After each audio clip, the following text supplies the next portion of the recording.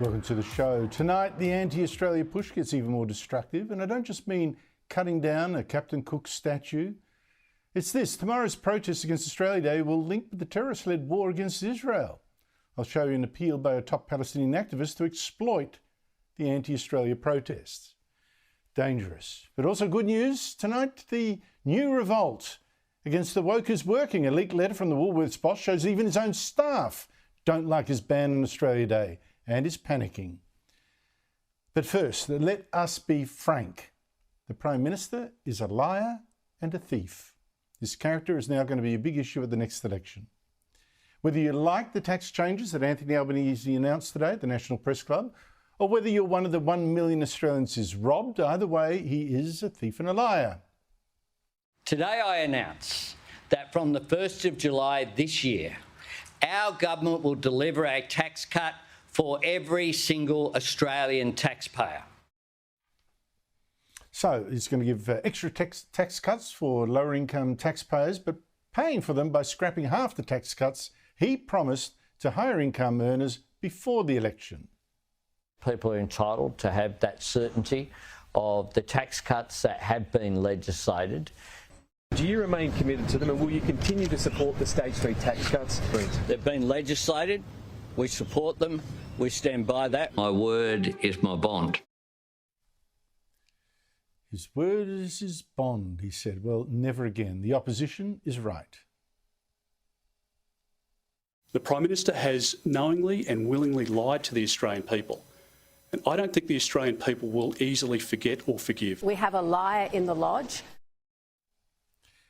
Now, the liar bit is obvious. Journalist after journalist today asked Albanese to admit the obvious. He'd broken his promise. How could anyone trust another promise he'd make? Do you accept that this was a lie, and why should Australians trust that you won't lie to them again?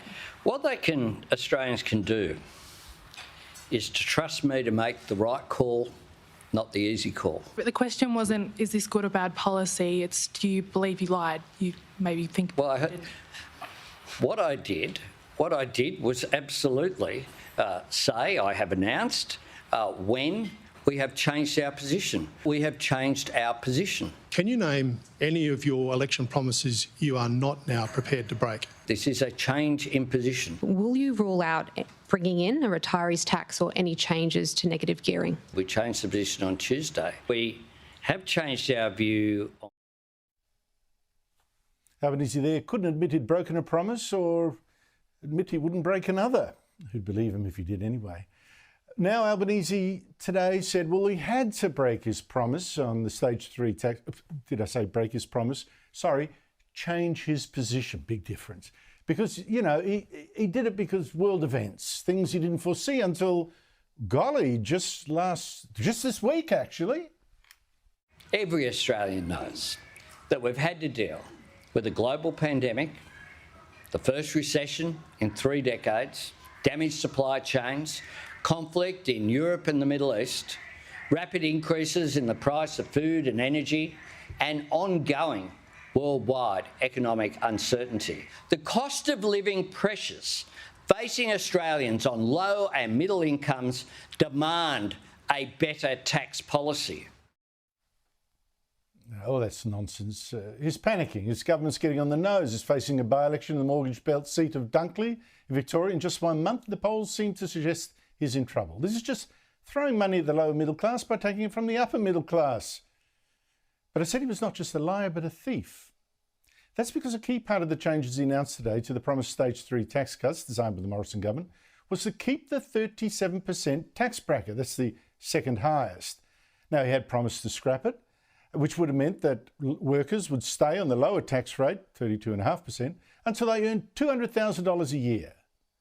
But now keeping it means he can now steal more money back from taxpayers from bracket creep, as inflation and pay rises push workers' wages up into the 37% tax bracket that is keeping. And that is going to be worth billions to the government.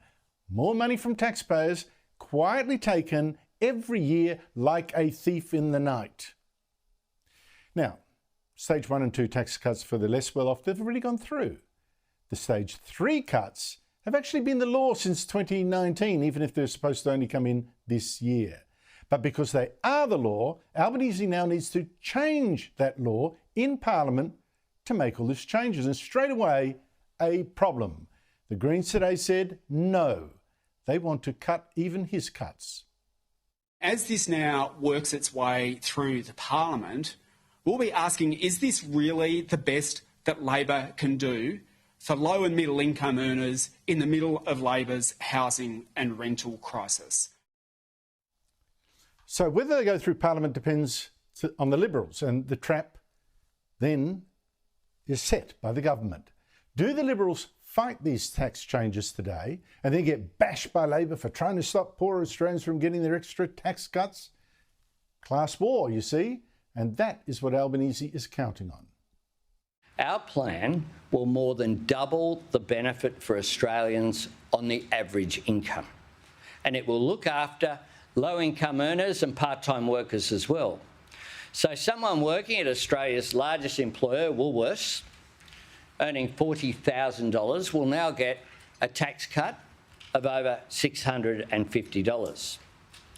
Under the Morrison plan, they would have got nothing. In fact, Albanese's trap could backfire. The Liberals could actually say, look, it's not either or, it's both.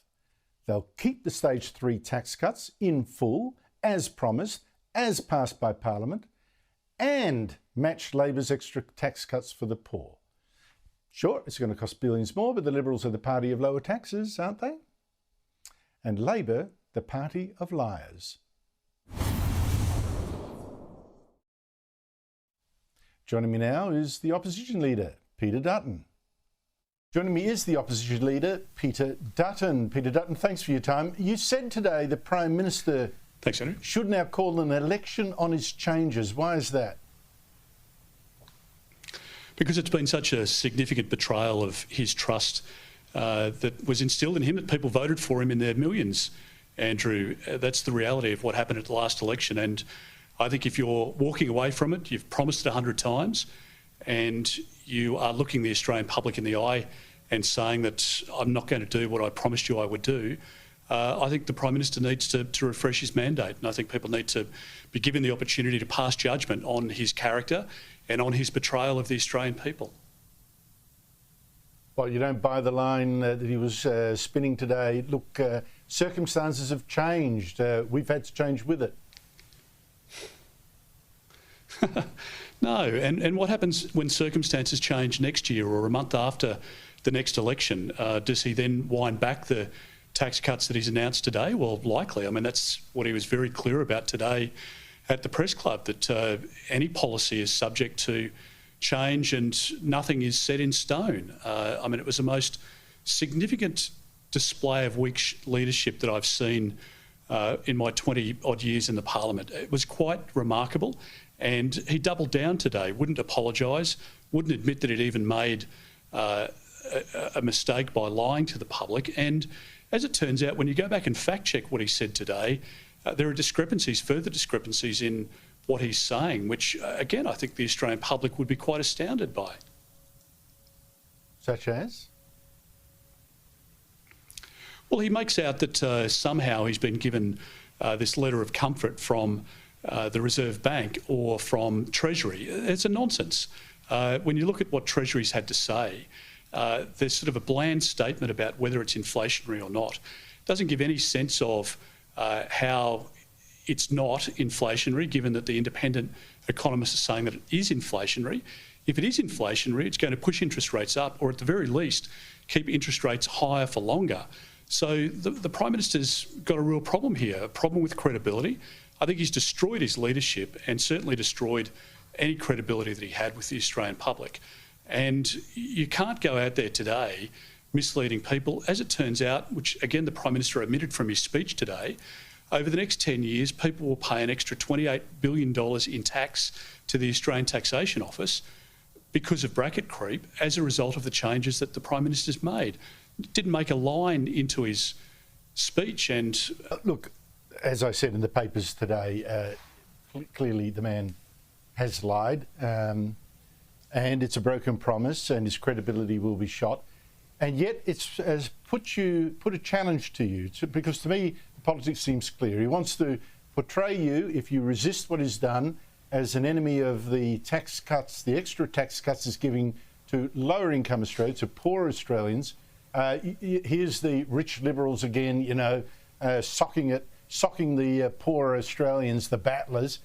So I would have thought that you would have to fight for the stage 3 tax cuts that you and Labor did indeed both promise, but then match Labor's extra tax cuts for lower income earners. Is that indeed what you're going to do? Well, Andrew, again, we've only just received the detail from the Prime Minister in his speech today. There's certainly many questions that we have of Treasury and of the Prime Minister, detail that we don't yet have. We still think there's a black hole in the Prime Minister's costings, so we need that clarified as well. And we'll gather all of that information, and then we'll be in a position to make an announcement in relation to our policy. What I think most Australians are concentrating on today is the fact that they've been deceived and that they've got a Prime Minister who has lied to them. And as you rightly point out in your column, it is a lie. There's no sugarcoating it. There's no saying that it was an off-the-cuff remark and it could have been interpreted either way. He promised it 100 times. And we need to get to the bottom of their costings and understand the impact on inflation, whether that's going to push interest rates up. I think the other important point to make is that it's clear that this position was taken after they saw the polling before Christmas in Dunkley. It's pretty dire for Labor, I've got to say. Do you think there is enough money around that the inflation problem won't be that huge if you did decide to not only keep the stage 3 tax cuts, but add the extra tax cuts for the poorer Australians that Labor promised today? Is there actually money for both?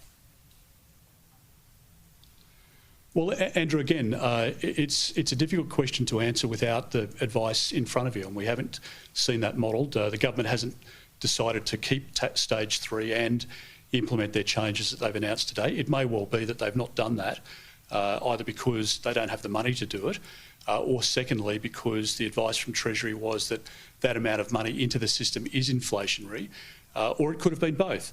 But I don't have that advice. We need to do the modelling. We need to do it in a responsible way, not in a haphazard way, not based on what's in our political interest, but what is in the best interest of our country. And that will be the approach that we take. But I'm not going to make policy on the run or decide within hours of hearing from the Prime Minister when we still have questions that need to be answered. Now, Peter Dutton, you've made national identity an issue for you, and it should be. I think a lot of people have run from it. You took a chance calling for a boycott, a shoppers' boycott of Woolworths for banning Australia Day merchandise. It turns out, despite the scoffing that you might have gone too far and who's going to change shopping habits, you've got Woolies on the run. What does that tell you? It tells me that 2/3 of Australians, Andrew, are supportive of Australia Day. They're patriots. They love our country. And that's why we saw the outcome that we did in The Voice, not because people are racist or not because they don't want a better outcome for Indigenous Australians, but because they're sick of the Aboriginal industry and the waste that takes place. And they're sick of being told that we should be ashamed to be Australians. And the small, boisterous minority that you hear about on social media, or that the marketing division of Woolworths is worried about, or the marketing division of Cricket Australia is worried about, that is not the mainstream view in our country. And we've got to stop the self-loathing. We can have this discussion year after year for decades to come. It won't improve the situation for kids in Alice Springs. It won't improve reconciliation in our country. It won't improve economic outcomes for people right across Indigenous and non-Indigenous communities. We should be proud of who we are. And if people don't want to celebrate Australia Day, we live in a democracy, that's their right. And if they protest peacefully, that is something that we cherish. But I know that there are millions of Australians who will celebrate another anniversary this 26th of January because as an Indian migrant into our country or a Chinese migrant into our country, they were sworn in, they became an Australian citizen on the 26th of January. maybe last year, maybe 10 years ago, maybe 25 years ago, and they see it as a significant date for them. And why would we trash that? We shouldn't shun our history, and we shouldn't be ashamed of who we are. We live in the best country in the world, and the Prime Minister can't utter those words. He can't stand up for Australia Day, and I think it's a sign of incredible weakness of trying to please everybody and tell everybody what they want to hear. Woolworths has a job to deliver groceries, to provide support to their shareholders and to their employees, to get the best possible outcome for their shareholders, to have a good working environment for their employees. And what's happened at Woolworths is not that there was a reduction in demand for flags and other paraphernalia that people might buy for Australia Day. The people on checkouts and the people who are in management within Woolworths said, hang on, what Brad Banducci's saying doesn't align with my values as an employee of Woolworths. I agree with the customers who want to have a choice about what they buy in our store, not be told by some CEO on millions and millions of dollars each year whether they should celebrate Australia Day or not. Woolworths is a great company and they've got hundreds of thousands of good employees, but their job is to reduce prices and to take care of farmers and other suppliers and to make their business viable and profitable. Their job is not to tell me, not to tell you, or not to tell 26 million Australians whether it's right to celebrate Australia Day or not. And that's why I think it's worth standing up for, and I commend you and others who have had the guts to stand up on these issues for a long time, because we should be celebrating Australia Day. We should never forget our history, and we should learn from it and be guided by it into the future. But this self-loathing has to stop, and I hope that this Australia Day is a turning point for us instead of the regression that we've seen from recent years. And just finally, and on that point, I expect this to be a big issue from now on, because there's a sense of deep community unease about national cohesion, national pride being trashed. What would you actually do about it? I mean, there are two things that I'm thinking about.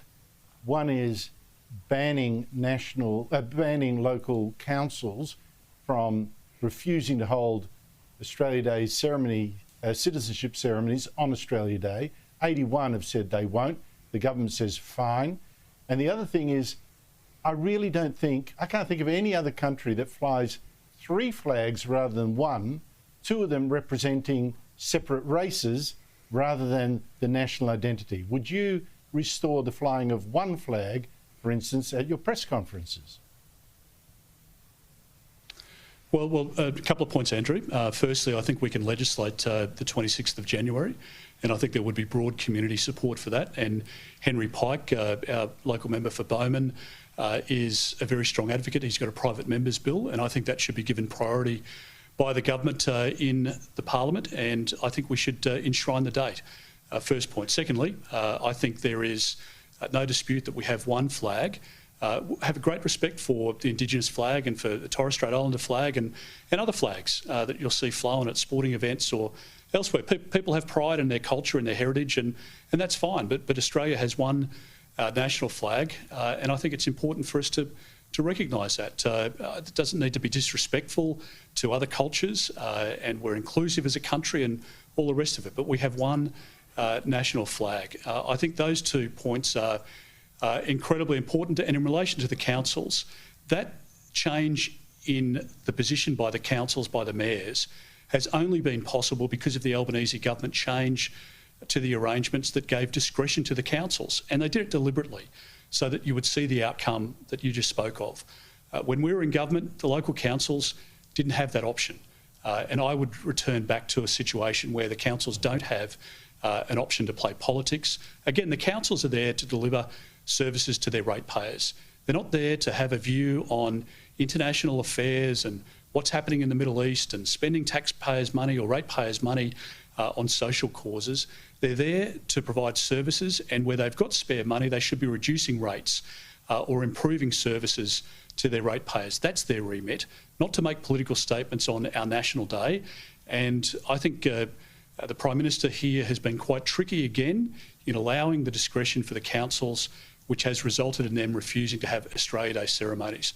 I will go to an Australia Day ceremony in my local area tomorrow. I will be incredibly proud to be there to see those new Australian citizens, to recognise wonderful volunteers in our community, And I just say to every Australian, celebrate a wonderful day in the greatest country in the world, and make sure that that you do it with pride. And that's what the 26th of January should be about.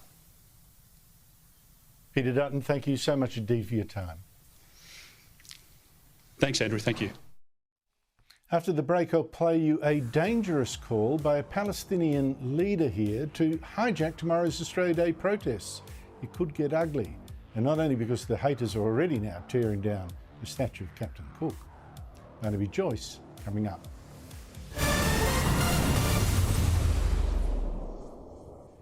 Now, these attacks on Australia Day, on the very idea of Australia, seem to be increasingly be pushed by the new barbarians, people who celebrate destruction, tearing down stuff, not creating.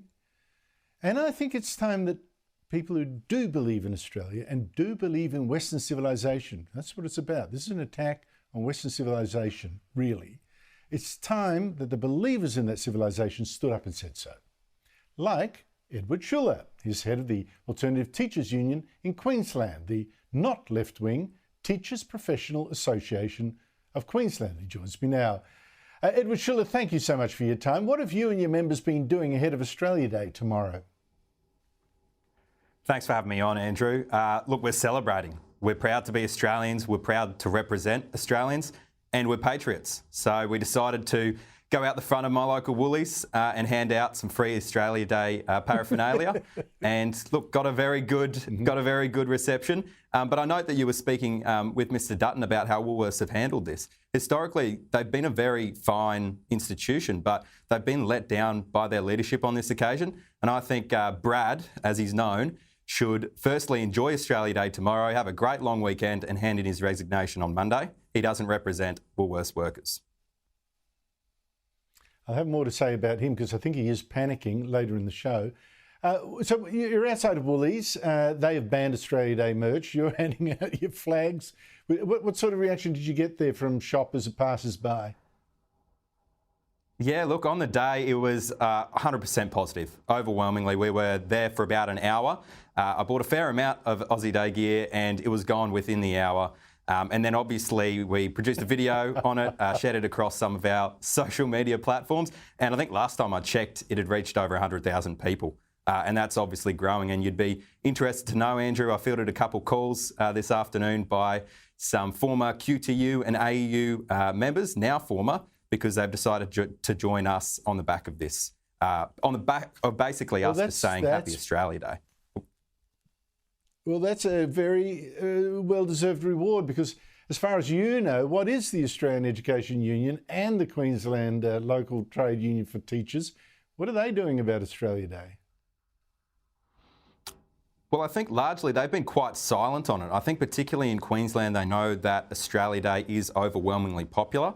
I don't think they've taken a particular stance on the matter, but we know they have a tendency to get involved in political issues and force that onto all of their members. And then that's passed down through the teachers to students, which we can touch on later. But essentially, they're political animals, and I'm surprised that they've stayed as silent as they have on this, but I dare say a lot of them will be at Invasion Day rallies tomorrow.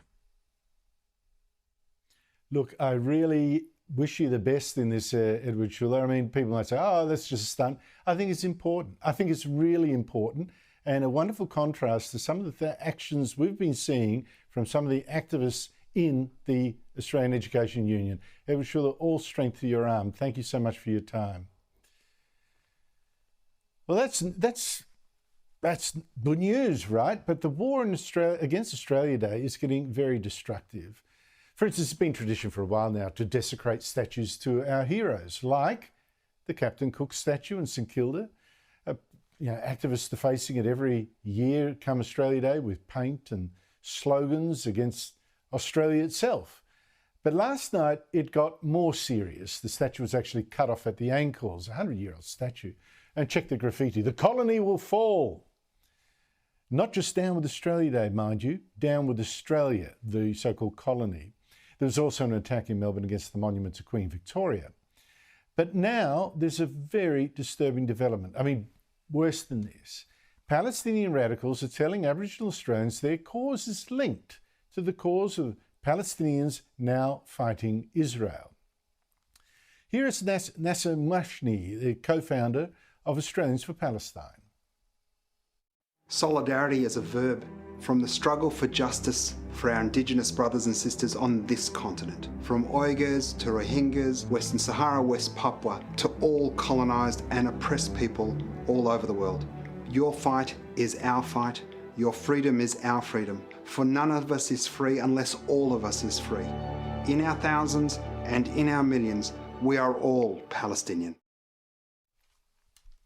Mashni, who I've shown you before, chanting at a protest from the river to the sea, which is interpreted as no more Israel, has had Foreign Minister Penny Wong tweet out support for him, or the Palestinian cause, while Mashni was wearing a lapel badge with the intertwined flags of Aborigines and the Palestinian Liberation Organisation. And this appeal is working. Aboriginal activists like Senator Lily Thorpe and the head of GetUp both agree their causes are linked. For me, this year, obviously, what's happening to Palestinians will have a huge focus on Invasion Day. There's an incredible amount of solidarity. I think that's the right thing for us to do. You know, we lend our solidarity to our Indigenous brothers and sisters globally all the time. The ignorance. I mean, joining me is Nationals frontbencher Barnaby Joyce, the former Deputy Prime Minister. Barnaby, this I find is an incredibly dangerous development, and it's based on a lie, of course, that the Palestinians are Indigenous to Israel and the Jews aren't. What do you make of all this? Well, a quick read of the Bible would say that the Israelis have quite a bit to do with Israel. I suppose Jerusalem has quite a bit to do with the Jews. It's dangerous because it's incorrect. It's dangerous because it inspires a fight in Australia that is not for us to fight about. Australia was never invaded. There was no invading army. There was 700 or so convicts, about 500 troops, guards. There was no general. There was no artillery. There was no plan of attack. The convicts didn't want to be here. The soldiers protecting them didn't want to be here. The administrators didn't want to be here. And the Aboriginals didn't want them here. So out of that really unhappy group of people, we've created this incredibly egalitarian nation. And in that egalitarian nation, to start saying that there is somehow a link between what I think we've been absolutely exceptional in making sure we look after Aboriginal Australians. About over 50% of Australia is owned or recognised as owned by Aboriginal people. So linking us to the Palestinian issue is just there so people from the radical left can start inspiring a really nasty fight, and their battleground, they'll want it to be Australia Day, which they term Invasion Day, as suits their cause. Well, you've already mentioned battleground, and that's, I mean, Senator Lydia Thorpe last Australia Day waved a war club around. So I think any linkage of that cause to the Palestinian one, which right now is led by terrorists, Hamas is a proscribed terrorist group, I think is just so incredibly dangerous. It's just ridiculous. Can I ask you a question I asked Opposition Leader Peter Dutton just earlier?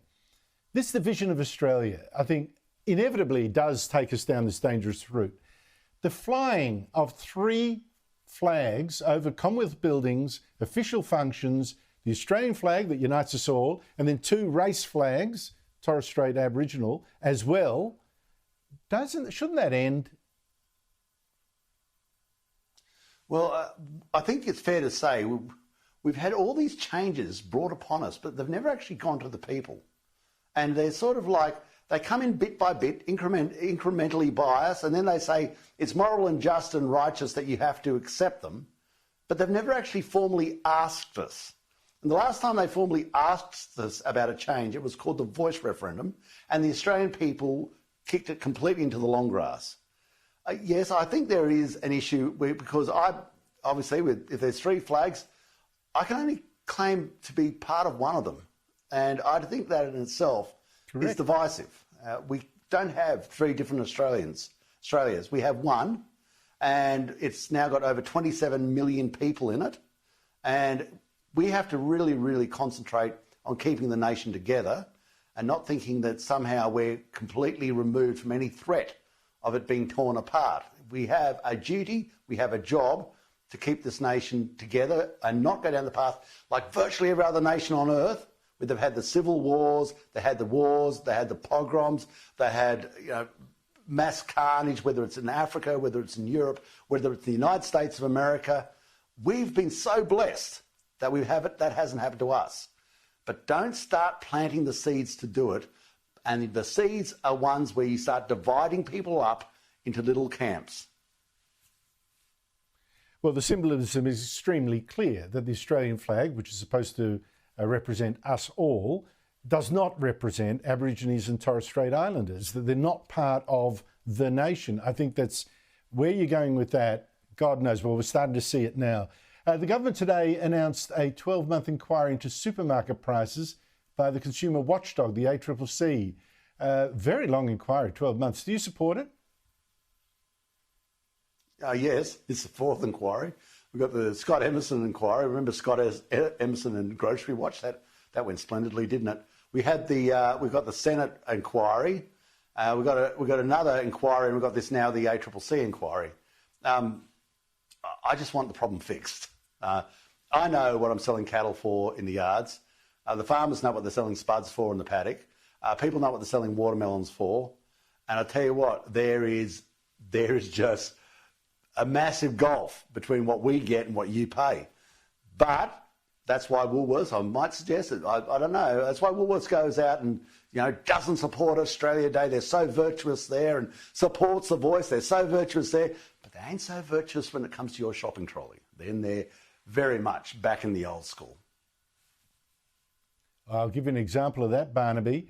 Woolworths, which says cancelled Australia Day in its stores out of respect for its customers, at the same time is charging its customers twice the profit margin on food that is charged by Britain's supermarkets. So that's how much respect it has for its customers. Fleeces them while then banning their national day. What a bunch of hypocrites. Barnaby Joyce, thank you so much indeed for your time. Absolutely.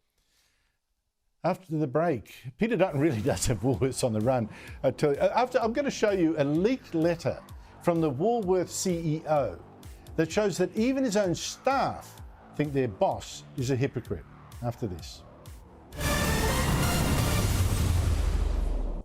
Now, I said Peter Dutton had Woolworths on the run over its ban on Australia Day. Here's more evidence. A leaked letter to Woolworths staff from its boss, Brad Banducci, that suggests his own staff are unhappy and question his double standards. And he explains, well, why do we put up banners for other cultural events of significance like Lunar New Year, the Chinese one, or the Hindu Diwali, but not our own national day? Well, celebrations like Diwali and Lunar New Year are often centred around connection over food. And as a business, we are committed to supporting occasions like this for our customers and team.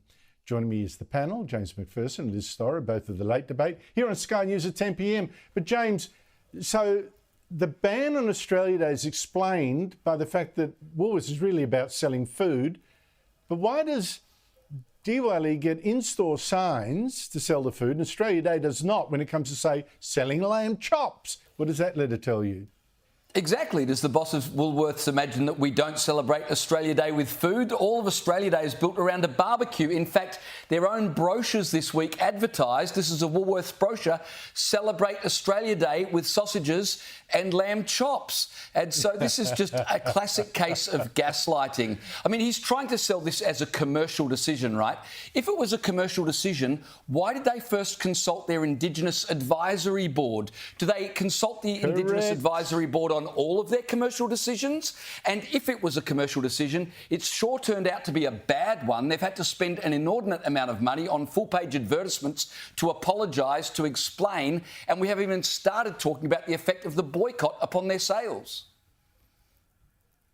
Honestly, Liz, the Woolworths checkout staff that Albanese today gave a shout-out to, they said they were on $40,000 a year. They don't represent the kind of people that'll be thrilled by their own shop banning Australia Day. I think Banducci is now freaking out. I've got to say, I feel sorry for Banducci, Andrew, because this man is simply a pawn in a much bigger man's game. As I've said repetitively, while Woolworths has been copying a shellacking, you've got to look at their stakeholders, and their two biggest shareholders are BlackRock and Vanguard. Guys like Brad Banducci are simply following orders. He doesn't get to make calls like this. Those guys, BlackRock and Vanguard, are the world's largest asset managers. They're the world's biggest money managers. And that means they control a lot more of what goes on in our world than we can possibly imagine. Yes, including what happens at our local Woolies. This guy is simply a pawn, and I believe him when he very apologetically faced the press yesterday and said, I'm a first-generation Aussie. I'm proud. I'll be celebrating the day. You can see the guns held to this guy's head.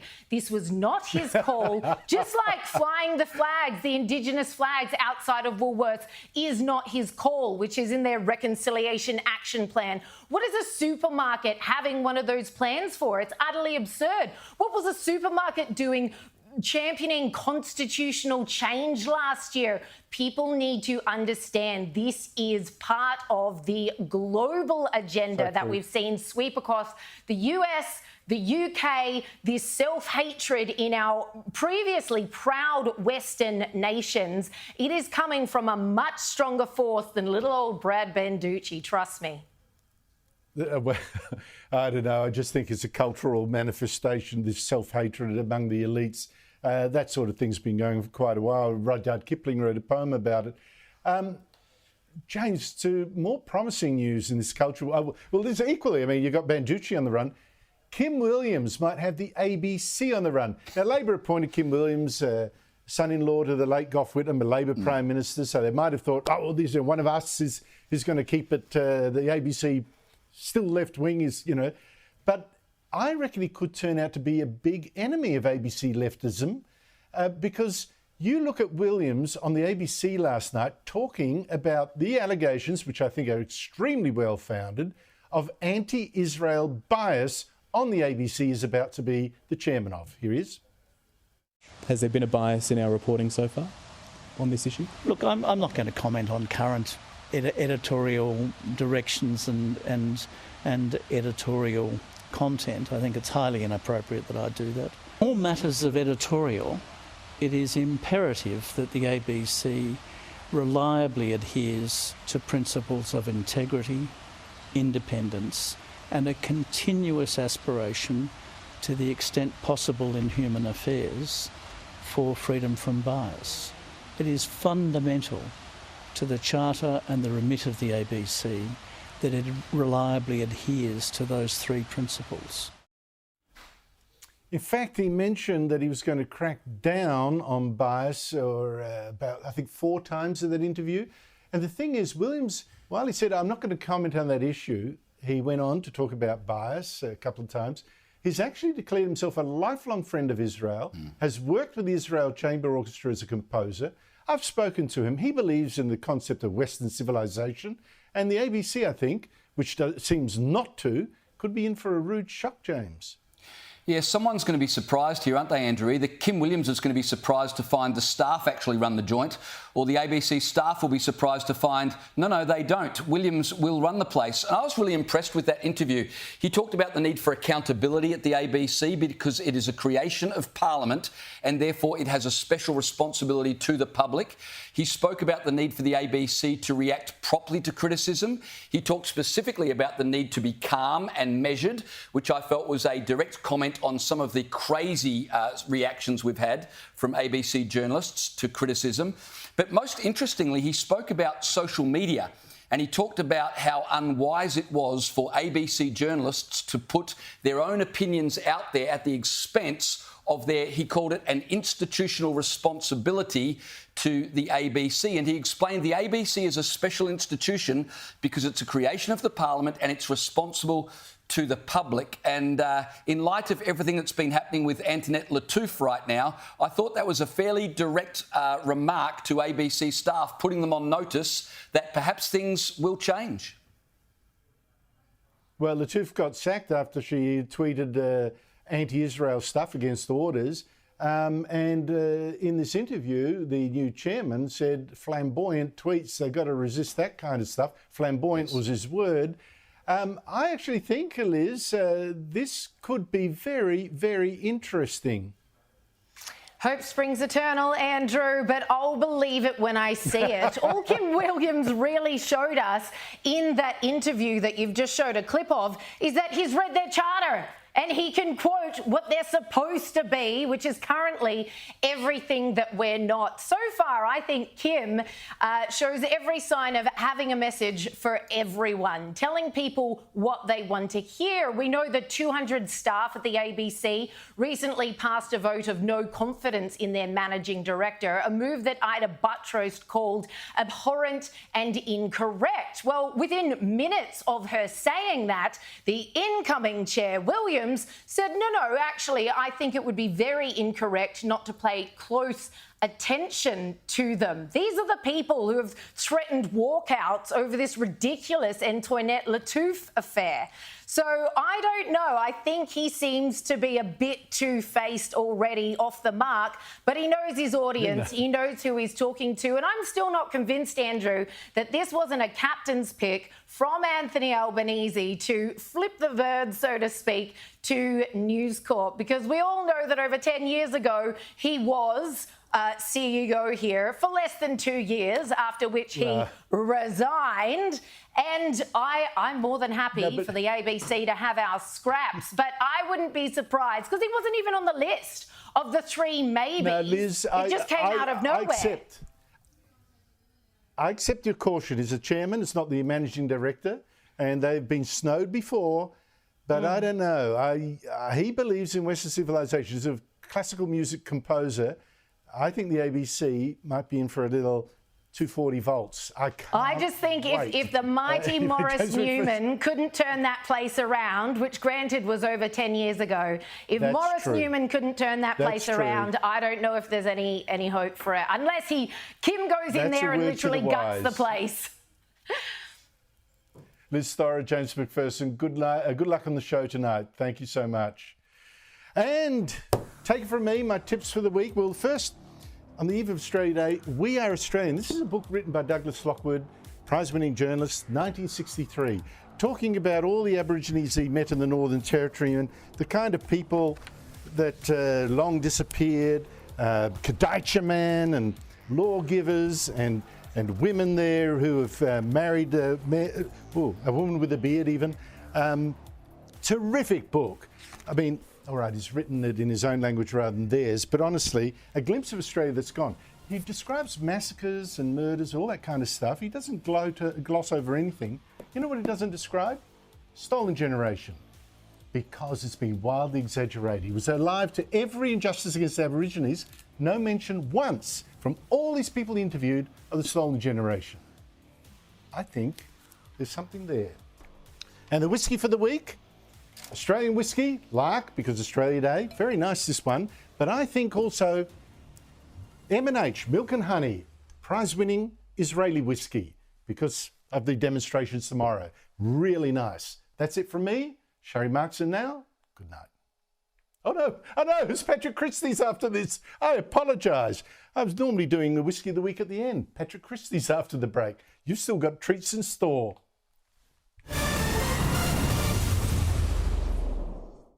Yeah, I think I must be sampling too much of my whiskey, wrapping up the show too early.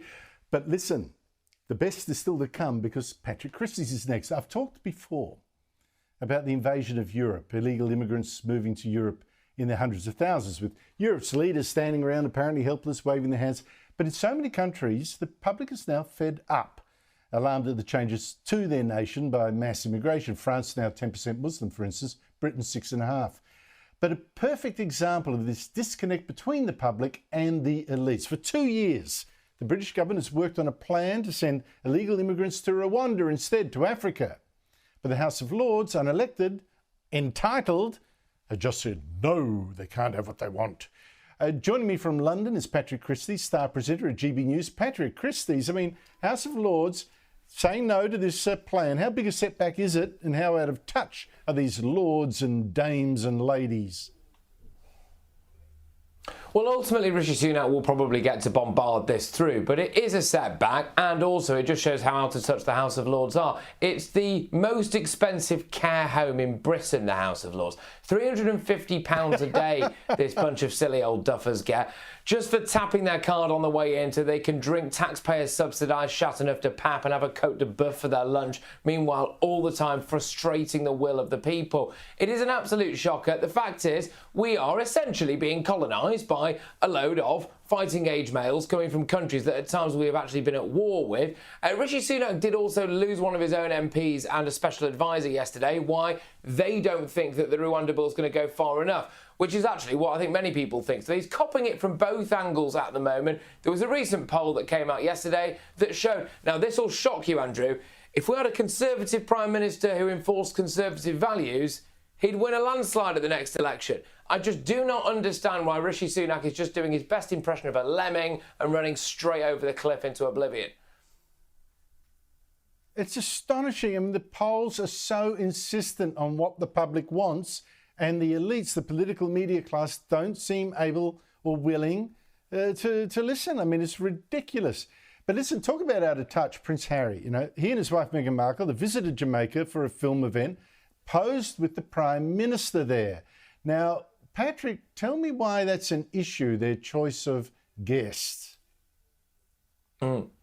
Absolutely. So the Jamaican Prime Minister is openly anti-monarchy. He's looking to have a referendum there as to whether or not they remove the King as head of state. Now, it's also important, the timing of this, because Harry and Meghan had time to go and swan around a red carpet at some kind of Bob Marley premiere, cozying up to the Jamaican Prime Minister. However, at the moment, King Charles is undergoing surgery for an enlarged prostate. Catherine is in hospital. William's obviously rushed off his feet looking after the kids and going through that stress.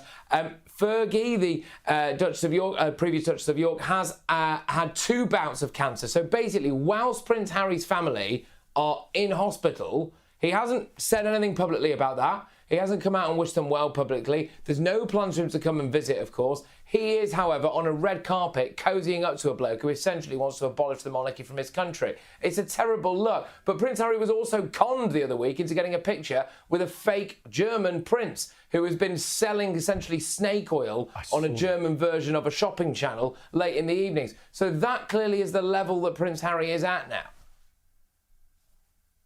Well, it's a fake German prince, another grifter, while Harry was accepting an award as an aviation living legend. I mean, I couldn't believe it, simply because he flew choppers in Afghanistan. He's there up with Buzz Aldrin and Neil Armstrong, and I mean, what a joke. Listen, Prince Harry actually last week dropped his legal case against the Mail on Sunday newspaper. He claimed it defamed him, but when it started getting a bit hot, he dropped the case. That is going to cost them an estimated $1.5 million in legal costs for both sides. Can he afford to that kind of a loss when you see the size of his home and gardens, and guess how many staff it takes to run and mow the lawns?